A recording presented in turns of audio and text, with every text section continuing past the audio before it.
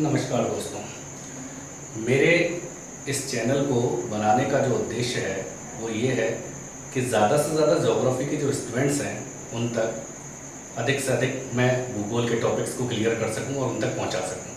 इसलिए मेरा आपसे निवेदन है कि मेरे वीडियोस को अधिक से अधिक लाइक और शेयर करें, जिससे कि सभी ज्योग्राफिक स्टूडेंट तक या अधिक से अधिक ज्योग्राफिक स्टूडेंट तक ये वीडियोस पहुँच सकें। और मेरा आपसे ये भी निवेदन है कि चैनल को सब्सक्राइब करें, साथ ही बेल आइकन पर क्लिक ज़रूर करें, जिससे कि कोई भी वीडियो जब मैं इसमें अपलोड करूं तो वो आप तक उसकी नोटिफिकेशन आ जाए। तो दोस्तों, आज हम इस वीडियो में जो बात करेंगे वो करेंगे मानव भूगोल की विचारधाराएं।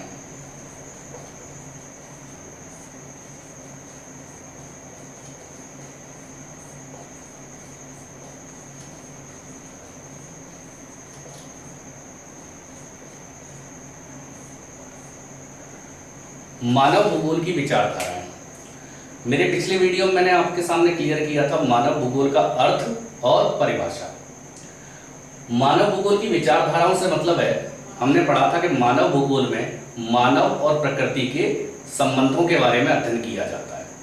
अब मानव और प्रकृति के जो संबंध हैं वो हमेशा एक जैसे नहीं रहे, वो परिवर्तनशील हैं, अर्थात उनमें निरंतर परिवर्तन होता है। प्राचीन काल की अगर हम बात करें तो प्राचीन काल में आदि मानव हुआ करता था, जंगलों में निवास करता था, प्रकृति के तत्वों पर पूर्ण रूप से निर्भर था। धीरे धीरे मनुष्य ने अपना तकनीकी विकास किया, टेक्नोलॉजी का विकास किया, जिससे कि उसने प्रकृति में कुछ परिवर्तन करना शुरू कर दिया। तो जैसे जैसे मनुष्य के और प्रकृति के संबंधों में परिवर्तनता आई, उसी तरीके से मनुष्य जो मानव भूगोल है उसकी विचारधाराएं भी बदलती चली गई। मानव भूगोल की जो विचारधाराएं हैं, तीन प्रमुख विचारधाराएं इसमें मानी गई हैं, जिसमें नंबर 1 है नियतिवाद, नंबर 2 है संभववाद और नंबर 3 नवनियतिवाद। ये तीन मानव भूगोल की विचारधाराएं हैं। जैसे जैसे मानव और प्रकृति के संबंधों में परिवर्तन होता गया तो मानव भूगोल की विचारधाराएं भी भूगोलवेत्ता की बदलती गई। कोशिश करूंगा अपने इस वीडियो में मैं तीनों विचारधाराओं को क्लियर करने का। देखिएगा, सबसे पहले हम क्लियर करेंगे नियतिवादी विचारधारा।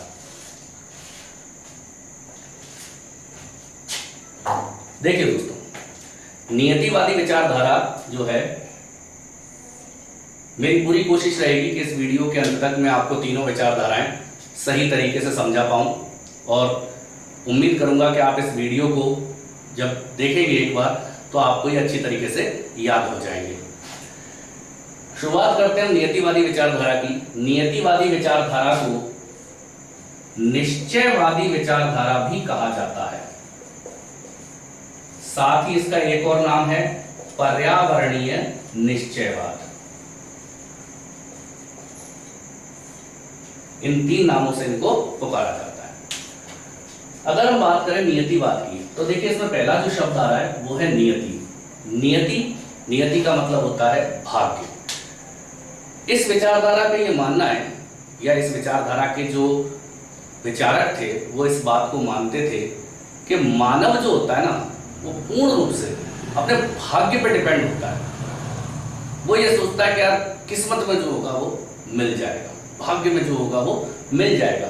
यानी भाग्य का मतलब हो गया यहां पर प्रकृति। पिछली वीडियो में मैंने आपको बताया था कि मानव भूगोल में दो तत्वों का अध्ययन करते हैं, प्रकृति और मानव। तो यहां भी हम इन दोनों तत्वों को लेकर चलेंगे, प्रकृति और मानव को।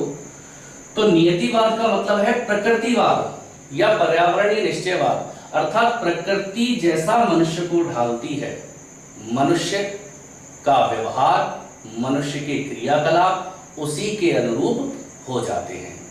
प्राकृतिक वातावरण के अनुसार मनुष्य की कार्य प्रणाली का निर्धारण होता है। नियतिवाद की बात करें तो बहुत पहले से भूगोल के अंदर नियतिवाद चला आ रहा था। नियतिवाद के विचारक काफी पहले से थे। कई विचारकों ने अपनी अपनी भाषा में अपने अपने उदाहरणों द्वारा नियतिवाद के विचार को बल दिया। मैं कुछ विद्वानों के बारे में आपको बता देता हूं, जिसमें एक नाम मैं लूंगा हिप्पोक्रेट्स। हिप्पोक्रेट्स ईसा से भी 400 साल पहले इन्होंने नियतिवाद की विचारधारा को बल दिया था। हिप्पोक्रेट्स का कहना था कि एशिया के लोग आराम पसंद होते हैं और यूरोप के लोग मेहनती होते हैं। ये इन्होंने कहा था कि एशिया के जो लोग होते हैं ना वो आरामदायक होते हैं, अर्थात आराम पसंद होते हैं, उनको आराम बहुत पसंद है, और यूरोप के लोग मेहनती होते हैं। यानी कि यहाँ पर लोगों पर जो प्रभाव पड़ रहा है वो यहाँ के प्राकृतिक वातावरण का पड़ रहा है। इस प्राकृतिक वातावरण के अनुसार उनकी जो ये स्थिति है वो ये बनती है, एशिया की आराम पसंद लोगों की और यूरोप के लोग मेहनती होते हैं। इसके अलावा एक विद्वान हुए थे अरस्तु। अरस्तु ने एक पुस्तक लिखी थी जिस पुस्तक का नाम था राजनीति। इस राजनीति नामक जो पुस्तक थी, इसमें अरस्तु ने बताया था कि यूरोप के लोग बहादुर होते हैं लेकिन तकनीकी ज्ञान की उनमें कमी होती है, अर्थात मूर्ख होते हैं। बहादुर तो होते हैं लेकिन उनमें टेक्नोलॉजी की, तकनीकी कुशलता की कमी पाई जाती है। इसके विपरीत अगर हम एशिया की बात करें तो इन्होंने कहा था कि एशिया के लोग तकनीकी रूप से तो बहुत ही होशियार होते हैं लेकिन डरपोक भी होते हैं। यह अरस्तु का कथन था। तो यहां पर भी मानव के जो व्यवहार है उस पर वहां की प्राकृतिक दशाओं का प्रभाव पड़ता है।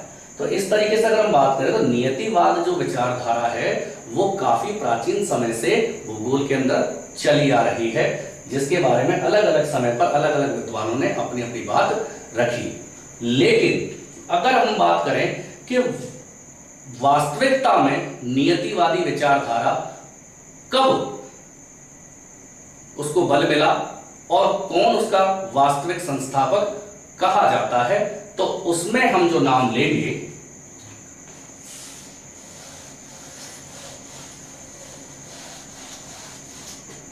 जिन्होंने नियतिवादी विचारधारा को जन्म दिया और दुनिया के सामने बड़ी बलपूर्वक उसको पेश किया, वो नाम था फ्रेडरिक रेडज़ेल। जी हाँ दोस्तों, फ्रेडरिक रेडज़ेल, जिसका नाम आप मेरी पिछली वीडियो में भी सुन चुके हैं, ये वही फ्रेडरिक रेडज़ेल है जिसने मानव भूगोल का जन्मदाता जिन्हें कहा जाता है। फ्रेडरिक रेडज़ेल ही मानव भूगोल के क्या हैं? जनक हैं। और इन्होंने ही नियतिवादी विचारधारा को भी जन्म दिया। वास्तविक संस्थापक इनको ही माना जाता है, नियतिवादी विचारधारा। फ्रेडरिक रेडज़ेल ने अपनी एक पुस्तक लिखी थी जो मैं पिछली वीडियो में बता चुका हूं, जिसका नाम था एंथ्रोपोजियोग्राफी। इनके अनुसार मानव के समस्त क्रियाकलापों पर वातावरण का प्रभाव होता है। प्रकृति मनुष्य को प्रभावित करती है और मानव उसके प्रभावों से अछूता नहीं है, वो उसके आदेश के अनुसार ही कार्य करता है। इसके लिए इन्होंने एक बात कही थी। इनका कहना था कि हमारी बुद्धि, हमारी संस्कृति और हमारी सभ्यता की उपलब्धियों को, दोस्तों ध्यान रखना फ्रेडरिक रेडज़ेल का कथन है, ये कई बार उच्च स्तरीय परीक्षाओं में पूछा जा चुका है। कथन देकर पूछते हैं कि किसका कथन है, तो वो भी आपको बता दूं। फ्रेडरिक रेडज़ेल ने कहा था कि हमारी बुद्धि, हमारी संस्कृति, हमारी सभ्यता की उपलब्धियों को एक चिड़िया की स्वच्छंद उड़ान से उसकी तुलना नहीं की जा सकती, बल्कि उसकी तुलना एक पेड़ के तने से की जाती है, क्योंकि हम हमेशा इस प्रकृति से आबद्ध रहते हैं, घिरे हुए हैं। मनुष्य अपना सिर, उन्होंने आगे कहा था कि मनुष्य अपना सिर आसमान में चाहे कितना भी ऊंचा उठा ले, उसके पैर हमेशा जमीन पर ही टिके रहेंगे। कहने का मतलब हम कितना भी ऊंचा सोच लें, लेकिन हम प्रकृति से टिके हुए हैं, प्रकृति ही हमें नियंत्रित कर रही है और अंत में मानव की धूल इस प्रकृति में ही विलीन हो जाती है। तो इनका कहना यह था कि मानव कभी भी अपना कोई कार्य प्रकृति के बिना नहीं कर सकता। और इन्होंने एक बात कही थी कि समान भौतिक दशाएं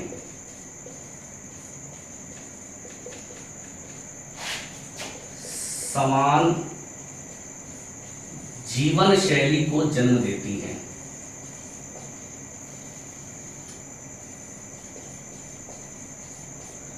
समान भौतिक दशाओं में समान जीवन शैली पाई जाती है। अर्थात अगर किन्हीं 2 या 3 स्थानों की प्राकृतिक स्थिति एक जैसी है तो वहां की जीवन शैली भी एक जैसी होगी। ये कथन था फ्रेडरिक रैटजेल का। तो इनके अनुसार नियतिवाद जो है वो पर्यावरण को सर्वश्रेष्ठ मानता है।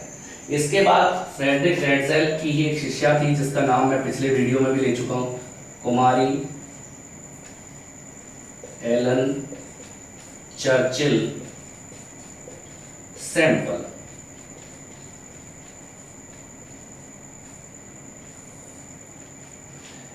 इन्होंने अपनी एक पुस्तक लिखी थी, नाम था भौगोलिक वातावरण का प्रभाव। ये भी नियतिवाद का कट्टर समर्थन करती थी। अब आप सोच सकते हैं फ्रेडरिक रैटजेल की स्टूडेंट थी, तो भाई जैसा गुरु कहेगा वैसी स्टूडेंट उसका समर्थन करेगी। इन्होंने भी नियतिवाद को जन्म दिया और ये इसके विचारों पर चली। इनका कहना भी ये था कि मनुष्य का ऐसा कोई कार्य नहीं है जिस पर प्रकृति का प्रभाव ना हो। मनुष्य के हाव भाव, मनुष्य का चरित्र, मनुष्य की शारीरिक घटनाएं या मनुष्य का मानसिक विकास, सब कुछ प्रकृति के द्वारा ही नियंत्रित होता है। एक उदाहरण में इन्होंने कहा था कि जो पर्वतीय क्षेत्रों के निवासी होते हैं उनके पैर बहुत मजबूत होते हैं और जो समुद्र तटीय इलाकों के निवासी होते हैं उनका सीना और भुजाएं मजबूत होती हैं। ये कुमारी चर्चिल सैंपल का कथन था कि पर्वतीय क्षेत्रों में जो लोग होते हैं उनको पहाड़ों पर चढ़ना पड़ता है, तो पहाड़ों पर चढ़ने पड़ता है, इस कारण उनके जो पैर होते हैं बहुत मजबूत होते हैं। और जो समुद्र तटीय इलाके के लोग होते हैं वो चप्पू चलाते हैं, नाव चलाते हैं, इस कारण उनकी भुजाएं और उनका सीना बहुत ही मजबूत होता है। अर्थात कहने का मतलब इन प्राकृतिक दशाओं का जो प्रभाव है वो वहां के मनुष्यों पर पड़ता है। तो इस तरीके से कुमारी चर्चिल सैंपल भी नियतिवाद की ही कट्टर समर्थक थी।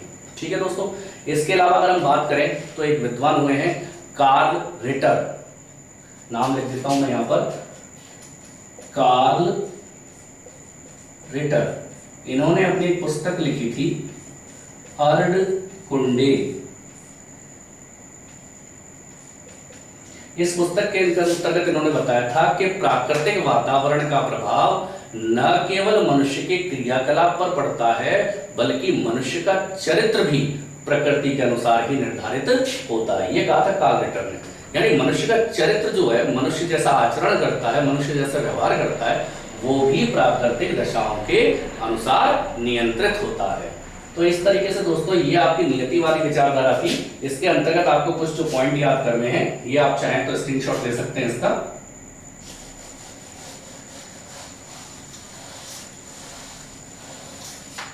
तो नियतिवादी विचारधारा के अंतर्गत हमें 2-3 पॉइंट्स याद रखने हैं। नंबर 1, इस विचारधारा के अनुसार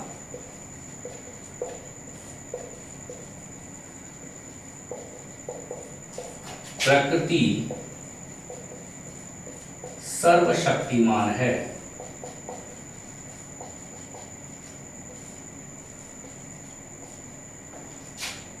दूसरा, यह विचारधारा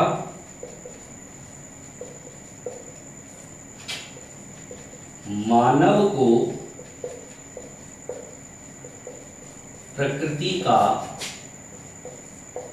गुलाम मानती है, गुलाम मानती है। तीसरा याद करें, इस विचारधारा के संस्थापक कौन हैं? Friedrich pretzel.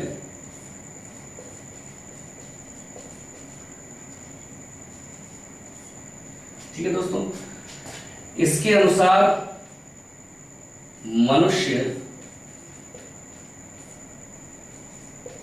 प्रकृति के सामने नगण्य है। मनुष्य का कोई अस्तित्व नहीं है प्रकृति के सामने, ये इस विचारधारा को मानते। जैसे हम देखें आदिकाल का जो मानव हुआ करता था, उस समय ही ये विचारधारा काफी बलवती हुई थी। मानव क्या करता था, आप देखिए हमारे वैदिक कालों की बात करें तो वेदों में चंद्रमा को, वायु को, जल को, यहाँ तक कि पृथ्वी को, आसमान को, सभी को देवता रूप में माना गया है। मानव उसी तरीके से प्रकृति से डरता था, प्रकृति की पूजा करता था। यहाँ तक कि कोई प्राकृतिक प्रकोप भी आता था तो उसे प्रकृति द्वारा दिया गया दंड मानता था। जैसे भूकंप का आना तो उसे ये लगता था कि प्रकृति उससे किसी बात से क्रोधित हो गई है, इसलिए प्रकृति उसे दंड देना चाहती है। तो ये विचारधारा इस तरीके से प्रकृति को सर्वश्रेष्ठ मानती है। उम्मीद करूंगा ये विचारधारा जो है वो आपकी समझ में आ गई होगी। इस विचारधारा को इंग्लिश जो इसका नाम है वो है डिटरमिनेशन, डिटरमिनिज्म। ये डिटरमिनिज्म विचारधारा कहलाती है। ठीक है, तो चलिए दोस्तों, इसके बाद हम अगली विचारधारा पर बढ़ते हैं। आप इसका स्क्रीनशॉट ले सकते हैं।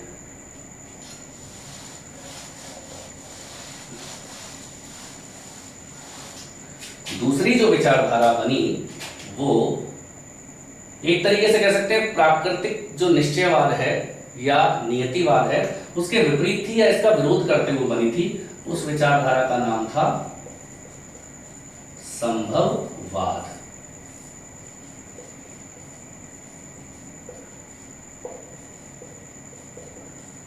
पॉसिबिलिज्म, संभववादी विचारधारा। ये कह सकते हैं कि नियतिवाद की बिल्कुल उल्टी है। जैसा कि हमने कहा था कि नियतिवाद में प्रकृति को सर्वश्रेष्ठ माना गया है, लेकिन इस विचारधारा में किसको सर्वश्रेष्ठ माना गया है? मानव को। इस विचारधारा के अनुसार प्रकृति श्रेष्ठ नहीं है, बल्कि श्रेष्ठ कौन है? मानव है। क्यों श्रेष्ठ है भाई मानव, ये भी देख लेते हैं कि मानव को श्रेष्ठ क्यों माना गया।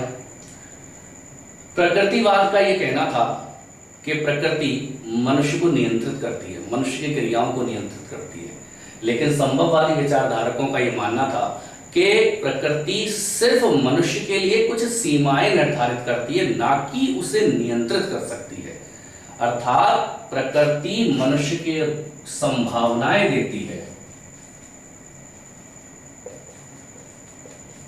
प्रकृति मनुष्य के लिए क्या देती है? संभावनाएं देती है। अब ये मनुष्य के दिमाग या मनुष्य की सभ्यता, मनुष्य की तकनीकी ज्ञान, मनुष्य की संस्कृति पर निर्भर करता है कि वो इन संभावनाओं को कैसे काम में लेता है। संभववादी विचारधारा जो है, संभववादी विचारधारा के जो प्रवर्तक हैं या जनक हैं वो माने जाते हैं professor Vidal de la Blache. Professor Vidal de la Blache ने इस विचारधारा को जन्म दिया था। ये कह सकते हैं विचारधारा जो है वो फ्रांसीसी विचारधारा है।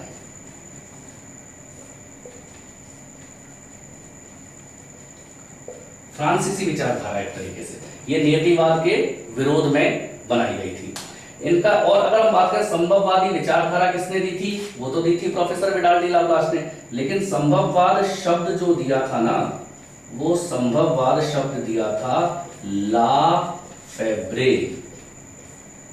इन्होंने दिया था संभववाद शब्द, ला फेब्रे ने। इस विचारधारा के बारे में बता दें आपको कि ये विचारधारा ये कहती है कि मानव और प्रकृति में से प्रकृति श्रेष्ठ नहीं है या प्रकृति नियंत्रणकारी नहीं है। प्रकृति सिर्फ एक सीमाकारी शक्ति है। अर्थात प्रकृति जो है मनुष्य को संभावनाएं देती है और मनुष्य उन संभावनाओं का स्वामी होने के नाते उनका अपनी छांट के अनुसार यानी चॉइस के अनुरूप उनका उपयोग कर सकता है। विडाल डी ला ब्लाश ने कथन कहा था, nature is never more then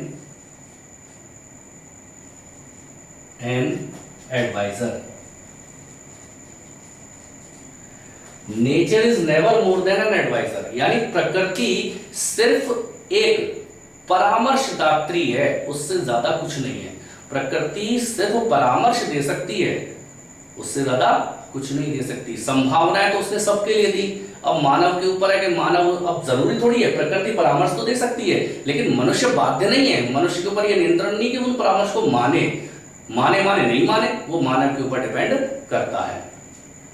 बात करें संभावनाओं की, तो प्रकृति ने सबको संभावनाएं दी। जैसे आप इंडिया की बात कीजिए, इंडिया के अंदर कितनी बड़ी बड़ी नदियां हैं, लेकिन भारतीय लोगों ने कभी भी नदी का उपयोग, जो नदी का विकास है वो नौ संचालन के रूप में आज तक उतना नहीं कर पाया जितना भारत के अंदर संभावनाएं है। यूरोप के देशों को देखिए, उन्होंने नदियों का काफी उपयोग नौ संचालन के रूप में किया है, लेकिन भारत के लोग नहीं कर पाए। जैसे कई क्षेत्रों में, बहुत से क्षेत्रों में कोयला पाया जाता है, कुछ लोगों का ज्ञान तो इतना होता है कि वो कम कोयले से में से भी अधिक एनर्जी पैदा कर लेते हैं, और कुछ लोग अधिक कोयले को जलाकर भी बहुत कम एनर्जी पैदा कर पाते हैं। तो ये मनुष्य के दिमाग का बात है कि मनुष्य कितना उसका उपयोग और कैसे कर पाता है।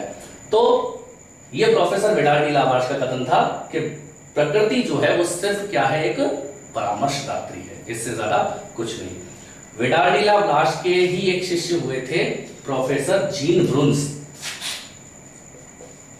Professor Jean Bruns, professor Jean Bruns ने कहा था कि मानव अपने वातावरण की शक्तियों के प्रभाव में चुपचाप नहीं बैठता, बल्कि उसमें परिवर्तन करने के लिए कार्यशील रहता है।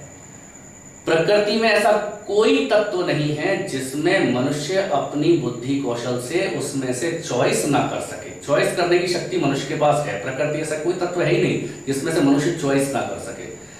प्रकृति सिर्फ मनुष्य के लिए सीमाएं बनाती है।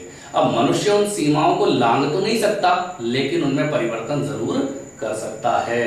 इसलिए प्रोफेसर जीन ब्रुन्स ने प्रकृति को सिर्फ एक सीमाकारी शक्ति माना है, न कि नियंत्रणकारी शक्ति।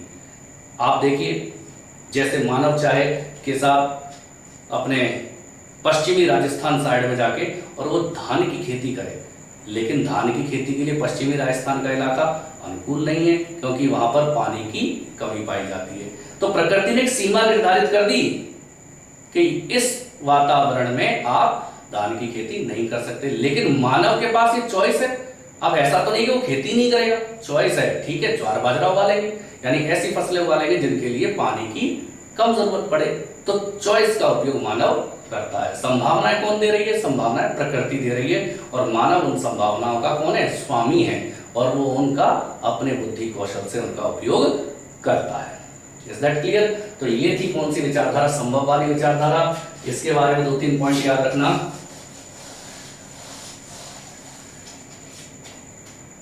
नंबर 1, इस विचारधारा के अनुसार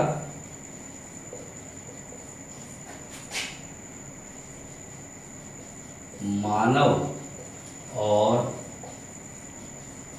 प्रकृति में से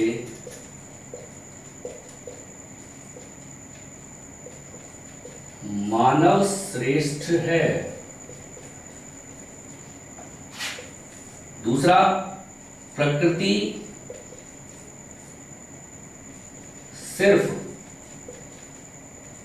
संभावनाएं देती है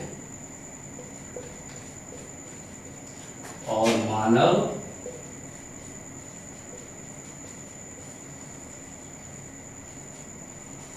अपनी छांट के अनुसार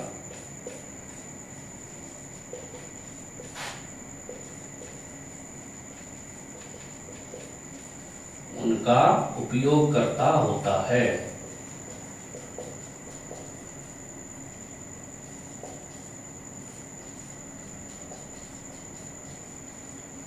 मनुष्य अपनी छांट के अनुसार उनका क्या करता है? उपयोग करता है। इस विचारधारा में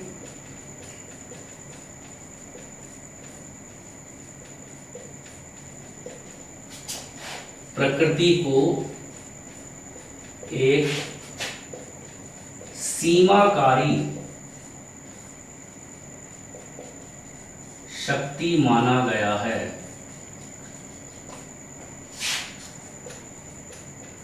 ना कि नियंत्रणकारी।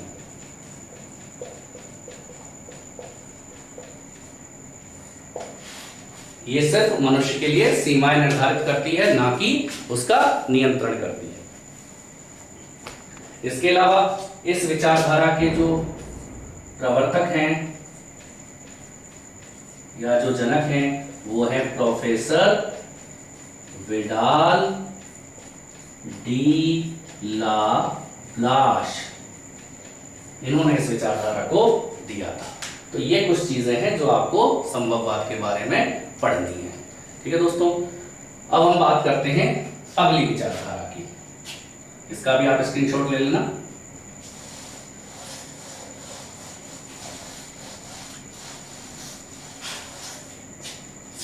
तीसरी विचारधारा, उस विचारधारा को कहा जाता है नव नियतिवाद,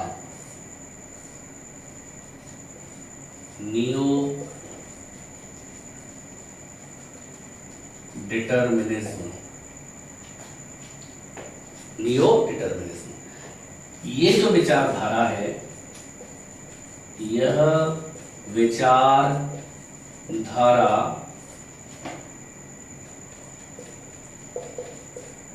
नियतिवाद और संभववाद के बीच की विचारधारा है।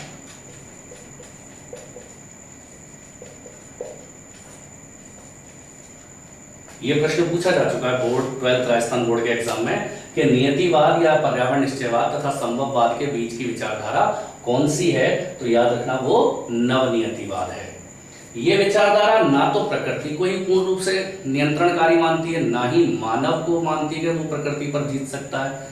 इस विचारधारा का अनुसार ये कहा जाता है कि मानव को प्रकृति में से उतना ही लेना चाहिए जितना वो उसको लौटा सके, या जिसका प्रकृति पुनः चक्रण के द्वारा उसको दोबारा स्थापित कर सके। ये विचारधारा ये मानती है, इस विचारधारा के अनुसार प्रकृति मनुष्य को सीमाओं में बांधती है, लेकिन उन सीमाओं में बंधा नहीं जा सकता। मनुष्य अपने अनुकूल उसमें परिवर्तन करता है, परंतु जो बुद्धिमान मनुष्य होता है वो प्रकृति के अनुसार ही उसमें परिवर्तन करता है। अर्थात इस विचारधारा के अनुसार ना तो प्रकृति पूर्ण रूप से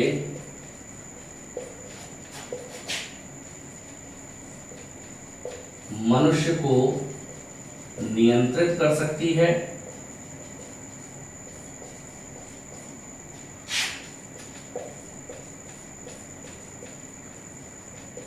और ना ही मानव प्रकृति का विजेता है।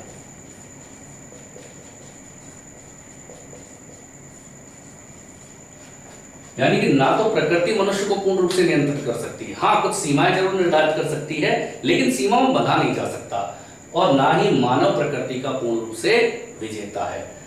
नवनियतिवाद की जो विचारधारा है वो विचारधारा दी थी ग्रिफिथ टेलर ने। ये ऑस्ट्रेलिया के भूगोलवेत्ता थे। इन्होंने बीच का रास्ता सुझाया। इन्होंने दी थी नवनिश्चयवाद की विचारधारा।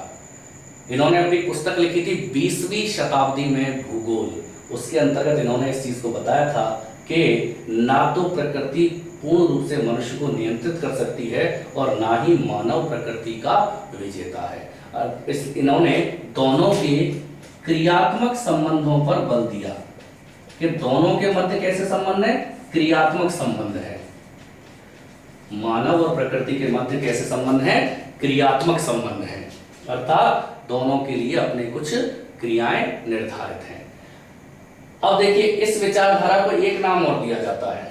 इस विचारधारा को कहा जाता है रुको और जाओ निश्चयवाद।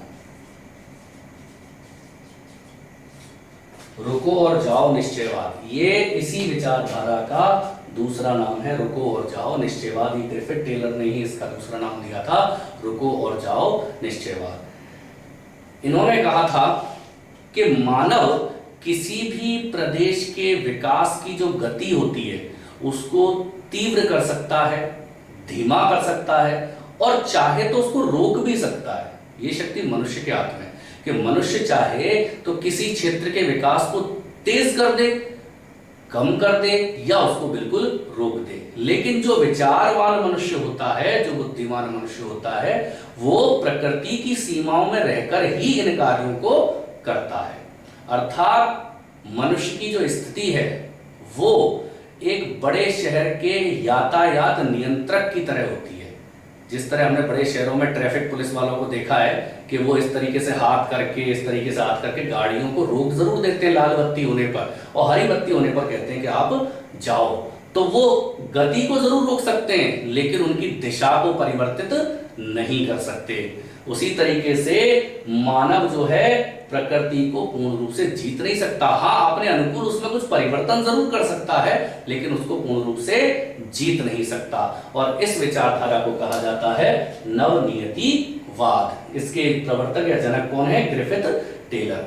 ये नियतिवादी और संभववाद के बीच की विचारधारा मानी जाती है। इसके अनुसार ना तो प्रकृति पूर्ण रूप से मनुष्य को नियंत्रित कर सकती है और ना ही मानव प्रकृति का विजेता है। और इसका दूसरा नाम जो है वो रुको और जाओ निश्चयवाद है। तो इस तरीके से आज हमने तीनों प्रकार की विचारधाराओं के बारे में अध्ययन किया। मैं एक बार फिर से दोहरा देता हूं।